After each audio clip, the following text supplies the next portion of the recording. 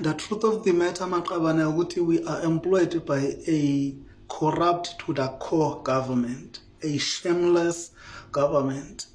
And another truth is that we are nursing a wounded community. Tina, as healthcare professionals, whether we are in private or we are in public, yes, things are worse in public, but nonetheless, we are nursing a wounded community. Broken dreams, Maqabane, unemployment, family disorganization, osisi bethu bamithiswa amajida ababaleka. Amajida are denied to see their kids. Ibidance book ongayazi. There's no father figure. Maqabane eyinganeni eyikhulayo.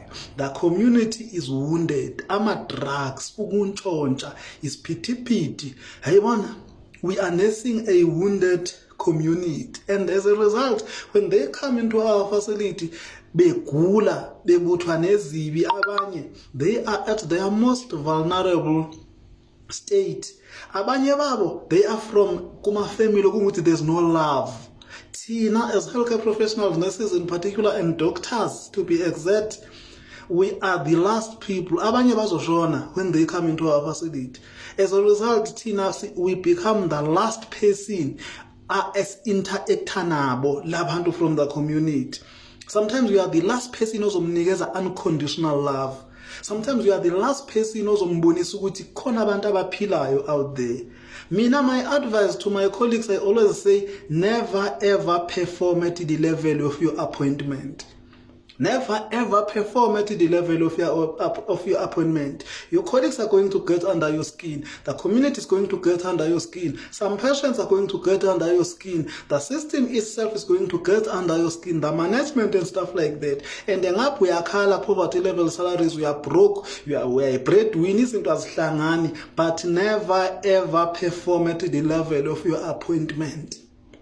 If ENA, enrolled nursing assistant, perform at the level of enrolled nurse. If enrolled nurse, perform at the level of professional nurse. If professional nurse, perform at the level of operational manager. If operational manager, be the CEO of the facility. By a force and a weapon of mass destruction. The truth, Maqabane, ukuthi life is a war.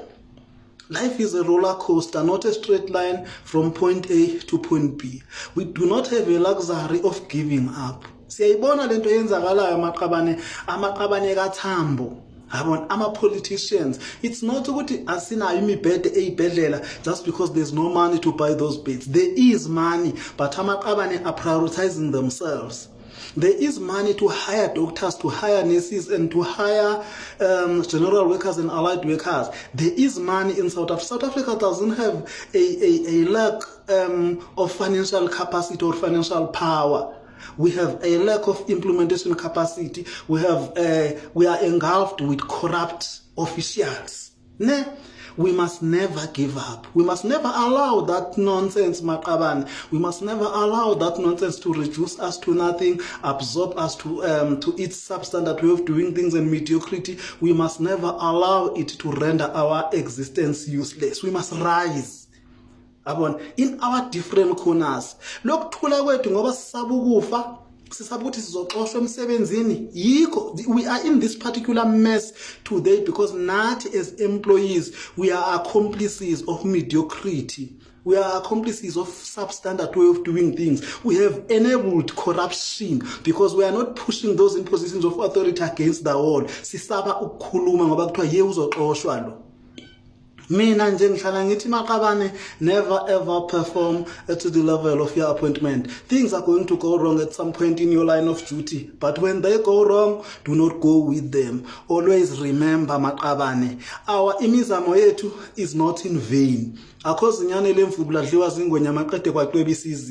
Let's keep on keeping on, one foot in front of the other, no surrender, no retreat. And always remember, ukuthi nalapho kungekho qhude khona kuyasa.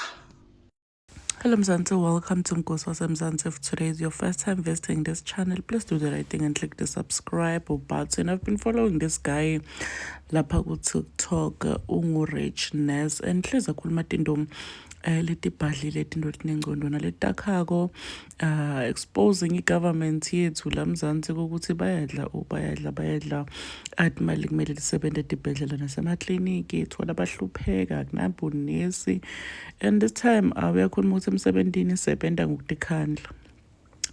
ngokutikhandla wathi ukuthi kunabantu abayofika kuleso sibhedlela or kuleyo clinic leyo la usebenza khona ba-broken wena kufanele kubasite labe baqhamuka emndenini labanganalithando khona wena you need to give that person love because awumuntu ogqina la yombona towards maybe mhlampe lo mnyekazi asurvive utoshona lapho akashone loyo muntu loyo alireceive uthando from wena receive uthando from the last person lamboni sasingasabi kutikhandla emsebentini singasabi kudiniketa level best emisebentini ngenxa ukuthi sisaba ukuthi batothi standard thina saba kuqoshwa singasabi nokukhuluma thinking ukuthi batosicosha ngiyi-reason lenda ukuthi i-justice system yethu la Mzansi bad ngiyi-reason lenda ukuthi abantu baqhubeke ne-corruptions because they know ukuthi sikhona akuthula nenzaba because sibe sisaba ukuqoshwa. Please do comment what you think below down on the comment section. Don't forget to hit the notification bell. I'll see you in the next one. I'm signing out. Goodbye.